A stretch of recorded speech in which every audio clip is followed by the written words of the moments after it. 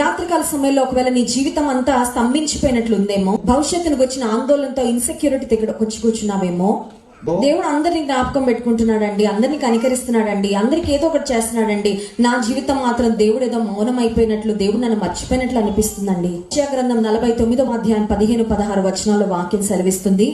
Asia का ग्रंथ अगर 49 चैप्टर 11वां अध्याय और 12 वचन अगर हम लोग पढ़ेंगे, స్త్రీ తన గర్భమున పుట్టిన బిడ్డను కరుణింపక తన చంటి పిల్లను మరచునా, వారైనా మరచుదురు గాని నేను నిన్ను మరువను. చూడుము, నా అరచేతుల మీదనే నిన్ను చెక్కి ఉన్నాను, నీ ప్రాకారములు నిత్యము నా ఎదుట ఉన్నవి. ప్రియమైన దేవుని బిడ్డలారా, ఈ రాత్రికాల సమయంలో దేవుడు మనకు జ్ఞాపకం చేస్తున్నాడు. ఏమనంటే, నేను నిన్ను గురించి తలస్తున్నాను. God is thinking about you.